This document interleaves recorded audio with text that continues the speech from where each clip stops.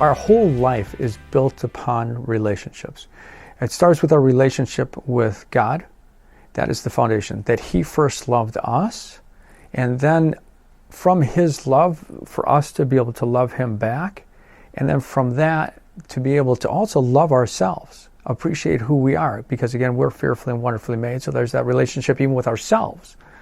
Then that leads us to be able to have healthy relationships outside of that, with friends, with family, with dating, with marriage, with parents, with siblings, with classmates.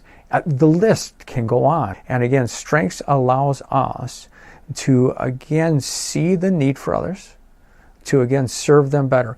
So very, put in a very real way, is maybe you had parents that you look at and felt like they were not loving, they were not caring, they didn't hug me, they didn't, it could be a lot of things. But if you understand the strengths, and let's just say that your mom or dad did not have a lot of interpersonal strengths, it doesn't mean that they didn't love you, but that potentially they showed it in a different way.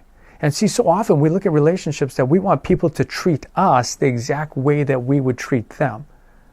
That's a misuse of strengths, because strengths are strengths for others.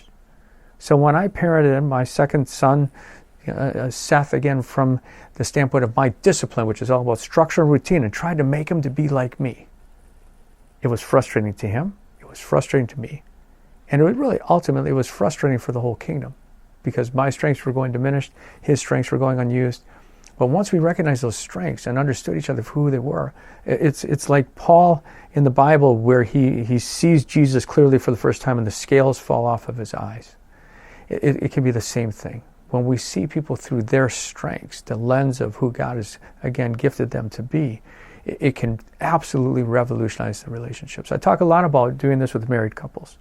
And I talk a lot about both a husband and or wife looking at the spouse and saying, that can't be a strength. That can't be. And then when I go through this, they're like, oh, I gotcha. That was a good thing. That was a positive thing. I see it. He's trying to lift me up with that positivity strength. When we see the strengths, it allows us to see the blessings that each of us uniquely bring to those relationships. And they answer a lot of questions. They answer questions for parents about their children, children about their parents, about relatives. And again, I would absolutely positively use this with anything. In all the premarital counseling that I do, and marital counseling, first thing I do is I have them do StrengthsFinder. And that usually is enough to get us back on the right track. So again, the relationships can be vitally enhanced through understanding the strengths. But again, it has to go back to your relationship with God, His love for you first, your love for Him. When you're younger, if you're pre-age 30, so younger than 30, and you're dating and you're looking for a long-lasting relationship, very much opposites attract, because we're still not 100% sure of who we are. So when we look to date when we're 18, 19, 20, even up to 29, we're looking for someone to complete us, because we're still uncertain of who we are. And we're very attracted by those opposites. So I got married when I was 20, my wife was 19. So very opposite. We share one strength in our top 8. Yep, just one strength basically in our top 8 strengths. Very opposite. We wanted to complete each other. Now, how that changes over time is, guess what? As you get older, now you're looking for people that you want to do something with.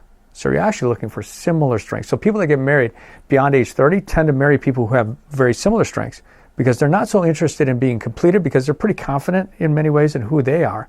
And now they're more interested in who can I do something with. So how this changes, if you're young and you're dating, realize you're probably dating and attracted to people who have the opposite, because you want to complete yourself. And understand that as the stages develop, you need to work on things that you can do together.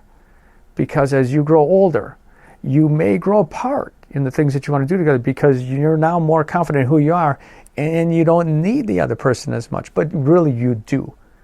But in practical standpoints, if you understand the strengths, you understand that we got to really work on intentionalizing some rituals, some things that we enjoy together, and really building upon that. And again, strengths are great to encourage each other, to be able to compliment the boyfriend or girlfriend, say, way to use that strength, way to use that strength. That is so powerful, because you're seeing them for who they really are, not for who you think they should be or who they think they should be, but for who, again, keep coming back to this, for who God has fearfully and wonderfully created them to be. Strengths do not determine what we do, but how we will do it. Is you have to just keep looking through that lens. And the more you strengthen your strengths, the more you can use them across areas. So again, the example of someone not having interpersonal strengths, that, again, I've had that question asked to me many times. Does that mean I don't like people? I hate people? Not at all. But you have to look through the lens of how can I use my strengths to help others. Again, it goes back to SFO, strengths for others. And as you're using it to help others, like my brother-in-law who has analytical, when he uses that to help me with Excel spreadsheets and creating macros, he comes across very interpersonally because guess what? He's enjoying using his strengths and he's helping me. Directly interpersonal. But again, what it does mean, though, it's not as natural for him to feel maybe empathy or to feel the includer, to see the wallflowers. That's not as natural. But he can still help people, serve people, and show that love through that service. And that's what we want to do. And again, with any of the strengths, it's not an excuse, it's not a crutch to not do something. But it's to help us to say, how can I use my strengths here to push me, to motivate me? And again, there are some natural key partner-ups. And when you do partner up, the great thing with it is not letting go of what you should do, but it's really helping others to grow. And they're energized, you're energized, and it's win-win that way.